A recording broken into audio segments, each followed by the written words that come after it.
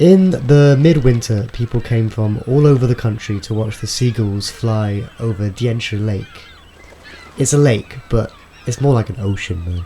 It's bigger than all of Birmingham, apparently. I like this kind of stats. It's the only way I can put everything into perspective for myself. Like, China is a big, bloody place. Anyway, none of my friends could see the humour in this. You had all these tourists putting their arms out and making this ridiculous noise to beckon the gulls over.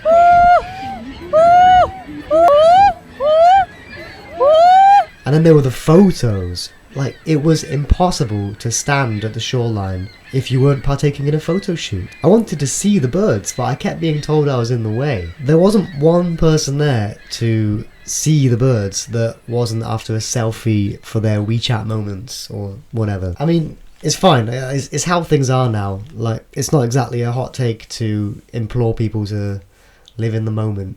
I did find significance in all this though because of the birds. Like most towns in the UK, where I'm from, the seagulls aren't exactly held in high esteem. Their abundance is a nuisance to people because they split the bins open, they steal your pasties, and they wake you up with their screeching just as you've managed to doze off. I told this to my Chinese mates.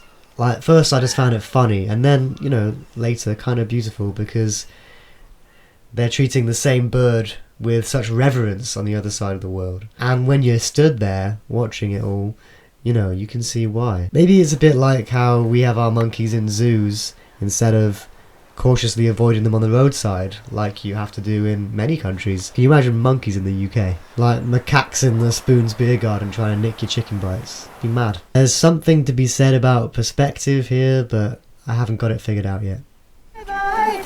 四周环绕着碧水皇家，小船轻轻地飘荡在水中，迎面吹来了凉爽的风。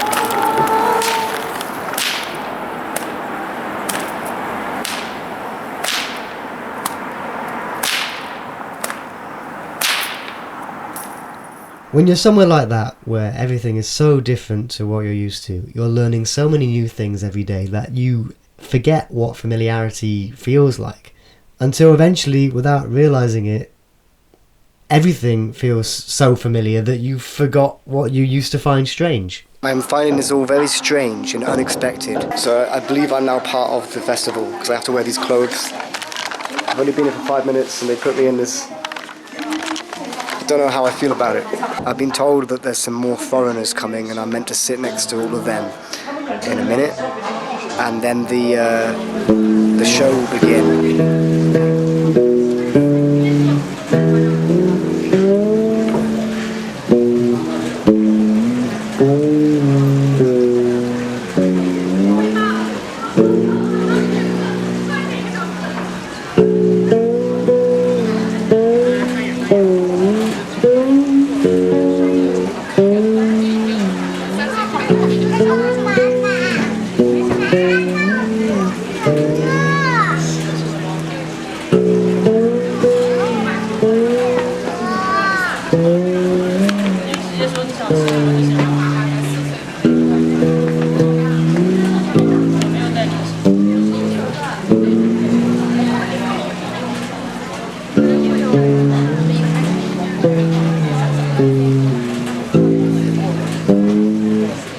If you're a foreigner, everything you do is as an ambassador to the world outside of those borders.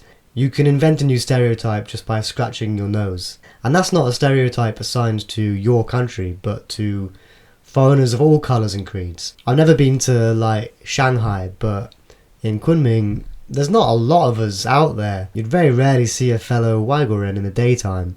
If I did, even I'd be surprised and stare.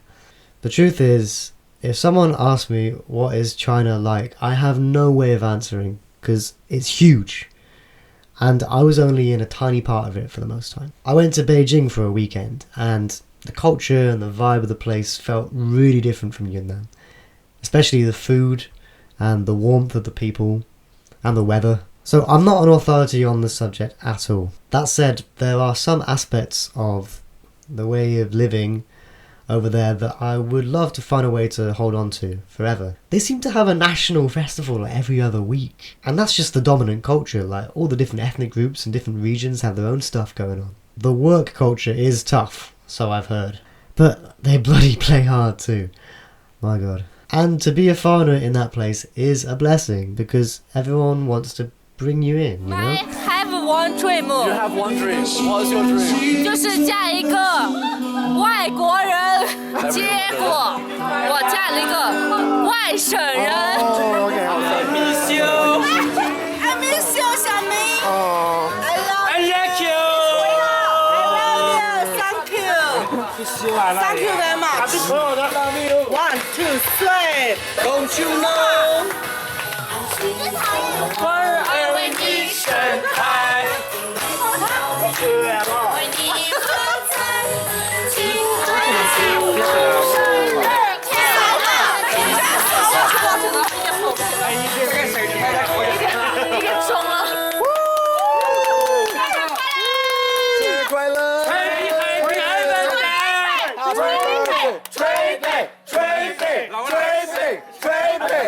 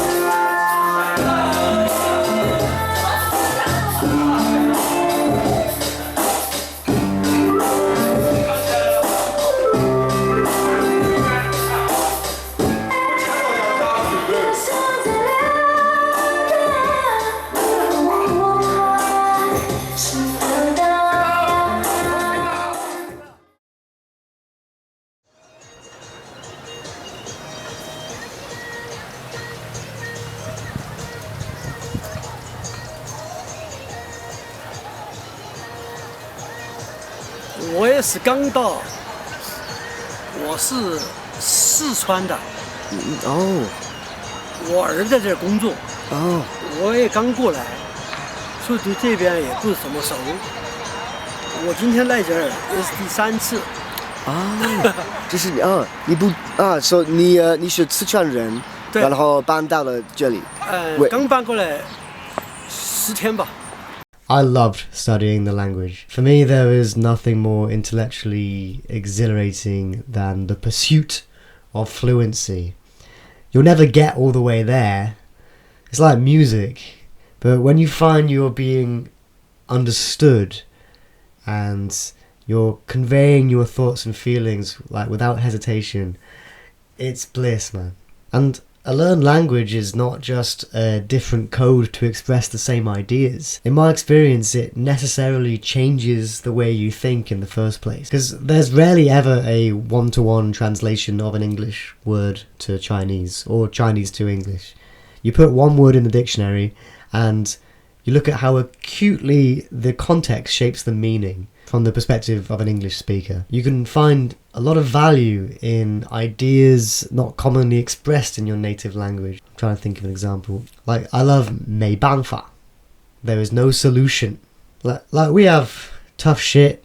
It is what it is. There's nothing you can do. 没办法 is more direct and succinct. And it speaks to a culture of pragmatism over anxious speculation. When I hear 没办法, I find it easier just to move on and try and progress in a different direction. I'm deep in it, obviously, but there is something to be said for it though. Like my response to things in Chinese is different to how I'd respond to them in English. I do find myself to be more direct in general when I'm speaking Chinese. Initially, this is probably because I didn't have the nuance or the skill to beat around the bush like a true awkward Brit would do.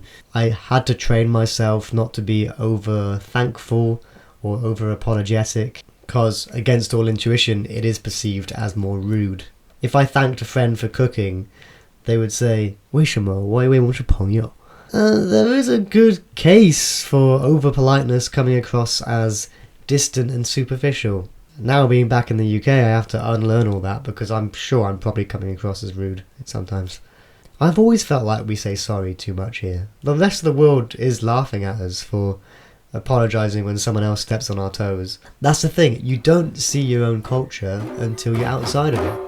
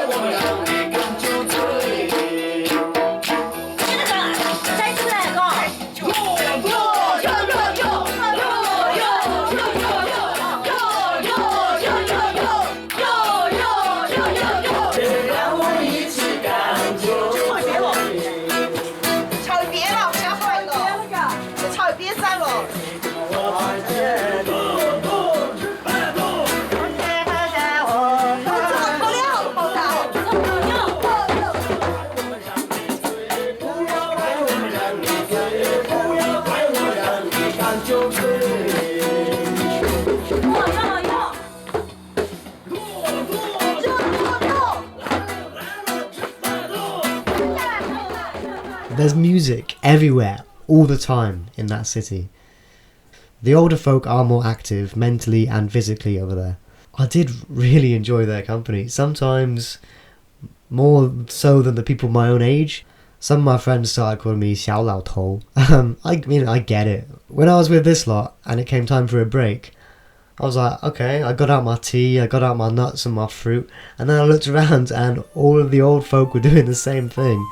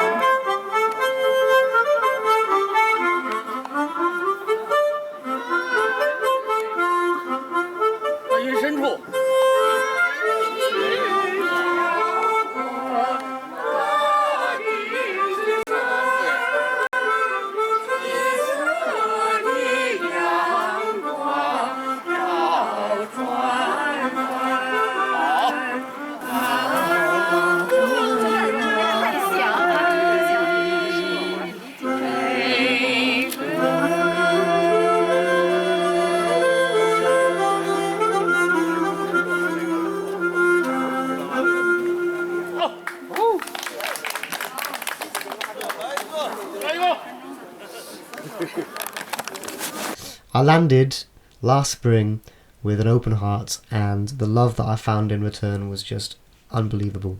And like, this is gonna get super soppy now, so I don't know. It just, I feel like I need to say it, but that's what it is. It's the people. Of course it is. To stay motivated, I have recently started to try and see life as organic rather than linear.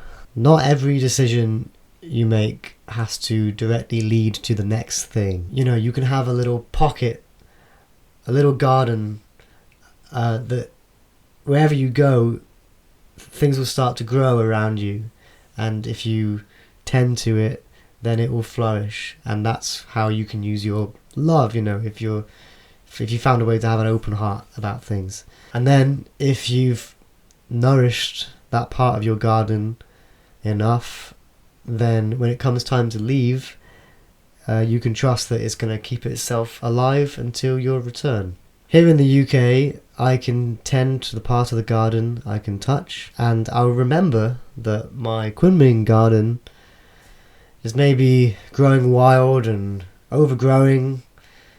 It's unmaintained, but as long as my love remains in that place, it will continue to grow, and that gives me comfort.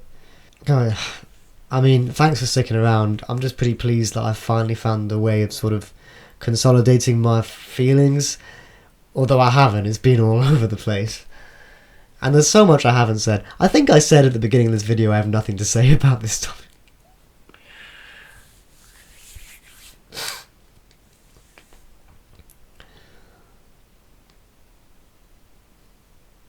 I'm still calibrating, you know. I've still got a lot to unpack, and I don't know what the direct future in front of me is looking like. The future has never been more abstract, but you know, now is just, I'm ready for the next thing, and I'm gonna put my energy into what I can and what's around me, and love the people that I love here on this bloody island, because there's a lot of people that I love here too. I've just spread my love a little more thinly now, and yeah, I mean, it leaves an ache in my heart, and that is the life that I seem to have chosen, and I can't imagine doing it any other way.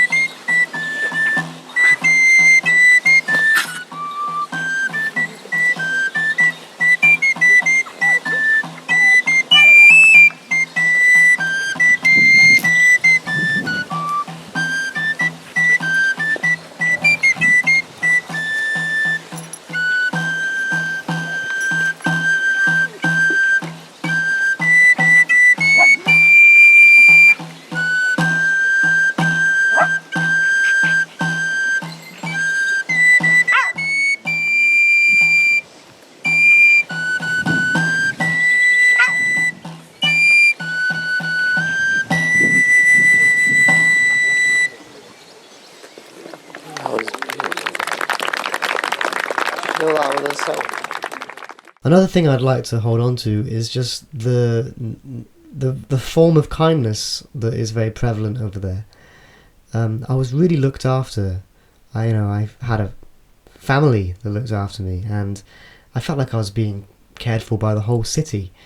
I feel eternally beholden to the people there because of their kindness. Maybe I am giving in some kind of abstract way that I haven't figured out yet, but I have so much gratitude now, it overwhelms me. I don't know what to do with all of it.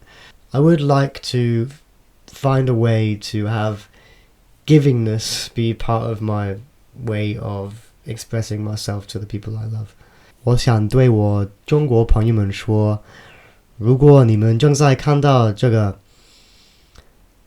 你们永远不会知道你们给了我多么珍贵的礼物。And to the rest of us, let's keep it up and not get disheartened.